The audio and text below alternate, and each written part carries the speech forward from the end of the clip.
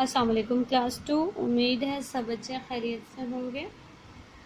پیارے بچوں، ہم اپنا سبق پڑھ رہے تھے قرآن مجید، جس کی ہم نے صفحہ نمبر 13 کی پڑھائی کر لی تھی۔ آج ہم اس کے صفحہ نمبر 14 کی پڑھائی کرنے جا رہے ہیں، تو آئیے ہم اس کی ریڈنگ سٹارٹ کرتے ہیں۔ پیارے بچوں، سب مسلمانوں کے گھروں میں قرآن پاک موجود ہے۔ اس سے رہنمائی حاصل کرنے کے لیے اسے پڑھنا بہت ضروری ہے۔ آپ کو مولوی صاحب قرآن پاک پڑھانے آتے ہیں۔ آپ عربی میں قرآن پاک سیکھتے ہیں۔ عربی میں قرآن پڑھنا اور سیکھنا بہت ضروری ہے، لیکن عربی چونکہ ہماری زبان نہیں ہے، اس لیے قرآن پاک کو سمجھنے اور اس پر عمل کرنے کے لیے اس کا ترجمہ پڑھنا بھی ضروری ہے۔ اب اس پیراگراف میں بتایا گیا ہے کہ قرآن پاک جو ہے وہ ایسی کتاب ہے کہ جو تمام مسلمانوں کے گھر میں موجود ہے، اور سب لوگ اس سے رہنمائی حاصل کرنے کے لیے اس کو پڑھتے ہیں، اور اس کا پڑھنا بہت ضروری ہے۔ کچھ لوگ گھروں میں پڑھتے ہیں قرآن، کچھ لوگوں کو مولوی صاحب پڑھانے آتے ہیں، کچھ بچے مسجد میں جاتے ہیں، کچھ اپنے محلے میں جو باجیاں ہیں وہ قرآن پڑھاتی ہیں۔ تو کیونکہ قرآن پاک عربی زبان میں ہے، یہ ہماری زبان نہیں ہے، اس لیے ہم نے اس کو سیکھنا ہے۔ تو سیکھنے کے لیے ہم علماء کے پاس جاتے ہیں، وہ ہمیں پڑھنا سکھاتے ہیں۔ جب ہم اسے پڑھنا سیکھتے ہیں تو پھر اس کو سمجھنے کے لیے اور اس پر عمل کرنے کے لیے اس کا ترجمہ بھی پڑھنا ضروری ہے، تاکہ ہمیں پتہ چلے کہ قرآن پاک میں کیا حکم دیا گیا ہے، کہ ہمیں کون سے کام کرنے چاہیے اور کن کاموں سے روکا گیا، تاکہ مکمل طور پر ہم جو ہیں وہ قرآن پاک کو سمجھ سکیں اور ایک اچھی زندگی گزار سکیں۔ آگے پڑھیے۔ قرآن پاک ایک مکمل ضابطہ حیات ہے، جس میں دوسرے اچھے کام کرنے کے ساتھ ساتھ بار بار نماز پڑھنے کی تاکید کی گئی ہے۔ اس میں انبیاء کی تعلیمات کا ذکر بھی ہے اور گزرے ہوئے حالات و واقعات کو بیان کیا گیا ہے، تاکہ لوگ اس سے سبق حاصل کریں۔ قرآن پاک زندگی کے ہر شعبے میں انسانوں کی رہنمائی کرتا ہے۔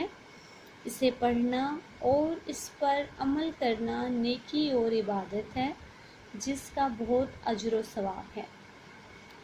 قرآن پاک کو پاک صاف ہو کر ہاتھ لگانا چاہیے اور اس کی تلاوت سکون کے ساتھ ٹھہر ٹھہر کر کرنی چاہیے۔ یہی حکم خداوندی بھی ہے۔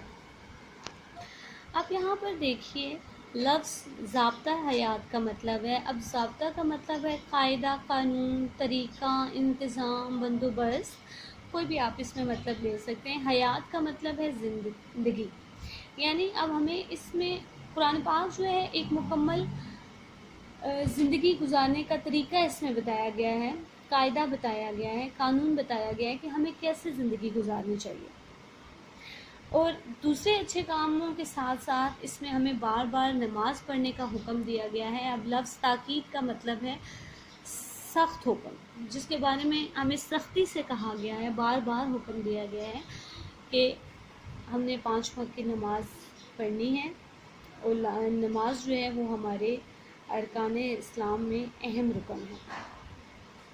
پھر قرآن پاک میں جو تمام انبیاء ہیں، جتنے ہمارے 1,24,000 جو پیغمبر ہیں، ان سب کا تو ذکر نہیں ہے قرآن پاک میں، لیکن جو ہمارے خاص انبیاء ہیں ان کا قرآن پاک میں ذکر کیا گیا ہے، ان کی تعلیمات کا ذکر ہے، انہوں نے کیسے جو ہے وہ دین اسلام کو پھیلایا، اور ان کے واقعات اور حالات جو ہیں وہ قرآن پاک میں بیان کیے گئے ہیں، تاکہ لوگ ان کو پڑھیں اور ان سے سبق حاصل کریں۔ اور زندگی میں انسان کا کسی بھی شعبے میں کوئی بھی مسئلہ ہو، یعنی ہمارے قرآن پاک میں زندگی میں کے ہر شعبے میں انسانوں کی رہنمائی موجود ہے، ہر مسئلے کا حل قرآن پاک میں موجود ہے۔ اس کو پڑھنا اور اس پہ عمل کرنا نیکی اور عبادت ہے، اور اس کا بہت اجر و ثواب ہے۔ اللہ تعالیٰ نے اس کے لیے بہت ہمارے لیے انعام رکھا ہے، ثواب رکھا ہے۔ اور قرآن پاک کو پاک صاف ہو کر ہاتھ لگانا چاہیے، اس کی تلاوت سکون سے اور ٹھہر ٹھہر کر کرنی چاہیے۔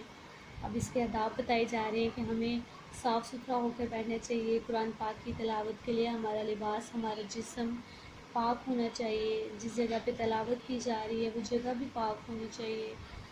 وضو کر کے ہم نے قرآن پاک کو ہاتھ لگانا ہے اور ٹھہر ٹھہر کے اور سکون سے ہم نے اس کی تلاوت کرنی ہے۔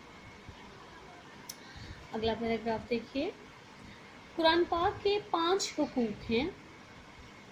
حقوق حق کی جمع ہے، یعنی اس پر ایمان لا کر اس کی ہر بات کو مانا جائے، اس کی تلاوت کی جائے، اسے ترجمے کے ساتھ پڑھا جائے، اس پر عمل کیا جائے اور اسے دوسروں تک پہنچایا جائے۔ قرآن پاک کے یہ 5 حقوق ادا کرنا ہر مسلمان پر لازم ہے۔